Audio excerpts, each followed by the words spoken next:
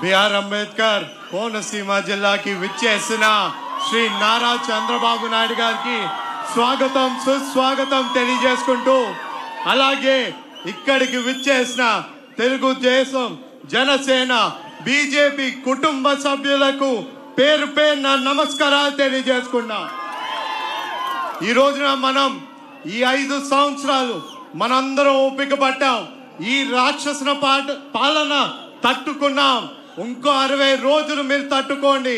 రేపు కాబోయే ముఖ్యమంత్రి ఇక్కడే నిలబడ్డారని ఈ సభాముఖంగా మీ అందరికీ తెలియజేస్తున్నా.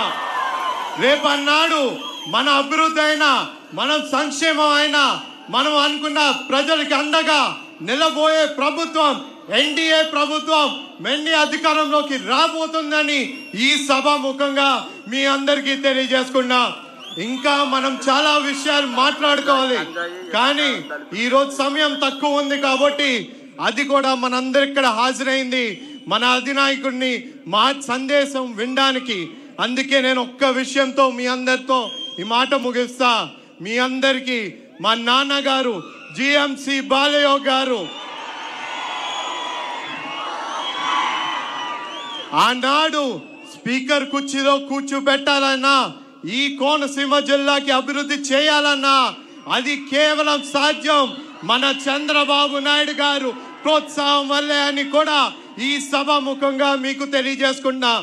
సార్, మీరు నాకు నా పుట్టినరోజు సమయంలోని నన్ను మళ్ళీ ఎంపీ అభ్యర్థిగా నన్ను అనౌన్స్ చేయడం, పోటీ చేయడానికి అభ్యర్థిగా మీరు ప్రకటించారు. సార్, మీరు నాకు ఆ రోజునిచ్చిన గిఫ్ట్కి మీకు ఎల్లప్పుడూ రుణపడి ఉండి మీకు ఈ కోనసీమ జిల్లా 7 నియోజకవర్గాలు గెలిపించి మీ రుణం తీర్చుకుంటానని ఈ సభాముఖంగా మీకు తెలియజేసుకున్నా.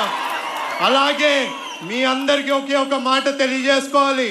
మా నాన్నగారు జిఎంసి బాలయ్య గారు ఏ విధంగా మీ అందరితో కలిసి నడిచారో అదే విధంగా నేను మీ అందరితో కలిసి నడుస్తానని ఈ సభాముఖంగా మీ అందరికి తెలియజేసుకున్నా.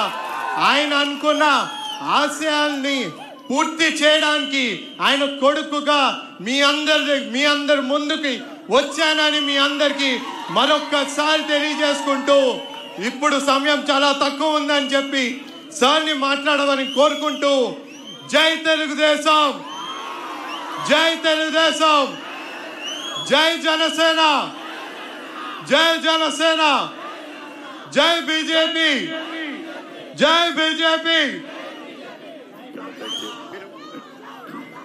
మాన్యులు